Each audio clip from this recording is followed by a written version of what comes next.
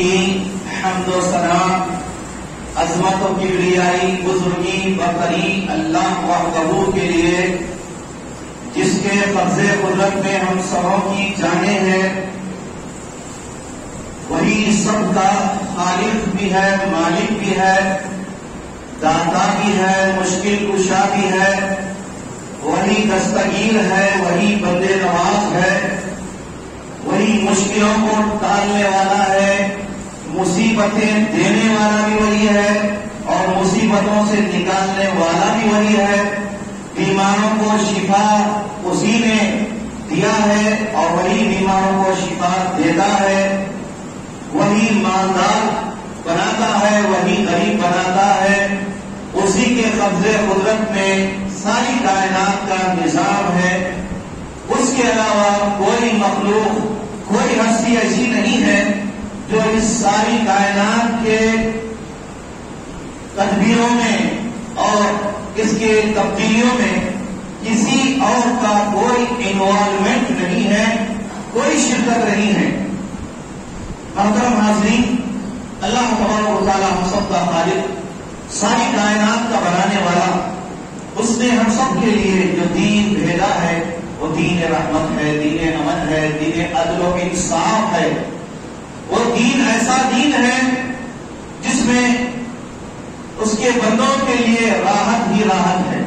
اگر اس دین کو لوگ قبول کرتے ہیں، اس دین پر عمل کرتے ہیں، اور اگر اللہ تعالیٰ کے نازل کردہ دین اور شریعت کو لوگ اگر کھلواڑ بنا لیتے ہیں، دین کا مذاق اڑاتے ہیں، یا دین کو پسے پشت ڈال کر اپنے نفسانی خواہشات کی پیروی کرتے ہیں، یا سماج اور معاشرے کے طور طریقے کو قرآن و سنت پر، شریعت پر اونچا رکھتے ہیں اور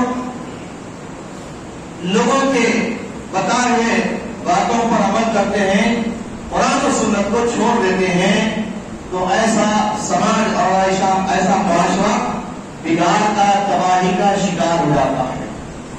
ایسے ہی بگاڑ میں، تباہیوں میں ہمارا ایک سماج کا ایک بہت ہی حساس طبقہ ہے جس کو نوجوان کہا جاتا ہے۔ تو اسی عنوان کو لے کر میں آپ کے سامنے حاضر ہوا ہوں، دور حاضر کے نوجوانوں کی مشکلات اور ان کا حل۔ اعوذ باللہ من الشیطان الرجیم، بسم اللہ الرحمن الرحیم۔ انہم فتیۃ آمنوا بربہم وزدناہم ھدی۔ قرآن کریم سورہ کہف کی آیت، وہ سورہ کہف جس کی ہر جمعہ تلاوت کرنے کی خاص تاکید کی گئی ہے۔ سورۃ الکہف، اور اللہ کے نبی صلی اللہ علیہ وسلم نے فرمایا، جس نے جمعے کے دن سورۃ الکہف کی تلاوت کی، یا سورۃ الکہف کی ابتدائی یا آخری 10 آیتوں کی تلاوت کی، عصم من الدجال، تو انشاءاللہ ایسا شخص دجال کے فتنے سے محفوظ رہے گا۔ تو بڑے خوش نصیب ہیں وہ لوگ جو دین کو اہمیت دیتے ہیں اور جمعے کے دن خاص طور پر سورۃ الکہف کی تلاوت کرتے ہیں، کیونکہ سورۃ الکہف میں خصوصیت کے ساتھ قیامت کے قریب واقع ہونے والے فتنے سے متعلق چوکنا کیا گیا ہے، وارننگ دی گئی ہے، بتا دیا گیا کہ قرب قیامت دجال آئے گا۔ دجال کی ساری صفات احادیث میں بیان کی گئی ہے، اور ہم ایسی کوئی نماز نہیں ہے جس میں ہم دجال سے اللہ کی حفاظت نہ مانگتے ہو۔ لوگ پڑھتے تو ہیں نماز، لیکن نماز میں کیا پڑھا جاتا ہے نہیں معلوم۔ کیوں؟ اس لیے کہ دین سے دور ہے۔ نماز پڑھتے ہیں لیکن نماز میں جو الفاظ پڑھے جاتے ہیں، سبحان اللہ، الحمدللہ، اللہ اکبر، سورۃ الفاتحہ اور قرآن کریم کی دیگر سورتیں، اس کا معنی مفہوم کیا ہے؟ تقریباً مسلمانوں کو پتہ ہی نہیں ہے۔ اس لیے لیے دین سے دوری مسلمانوں کو بہت تباہی کی طرف لے جائے گی. ضرورت اس بات کی ہے کہ جو دین اللہ تعالیٰ نے ہمارے حفاظت فرمائی، قرآن اور حدیث کی خود اللہ تعالیٰ نے حفاظت فرمائی. ہم اور آپ پر ذمہ داری نہیں ڈالی. ہم پر ذمہ داری کیا ڈالی؟ ان تنصروا اللہ ینصرکم ویثبت اقدامکم. اگر تم اللہ کے دین کی مدد کرو گے تو اللہ تمہاری مدد کرے گا، اور اگر تم اللہ کے دین کی مدد نہیں کرو گے تو اللہ تمہاری مدد نہیں کرے گا. دنیا میں کیا کچھ ہو رہا ہے، ہر ہوش مند، عقل مند، باشعور، حساس مسلمانوں کو اس کا شدید احساس ہے.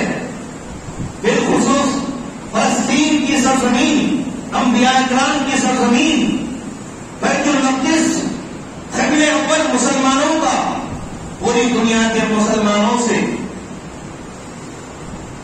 آواز دے رہا ہے، پکار کرا رہا ہے، صدا دے رہا ہے کہ اے انبیاء کرام کے وارثین، اے دین کے مت والوں، قرآن و سنت کے چاہنے والوں، کہاں ہے تم؟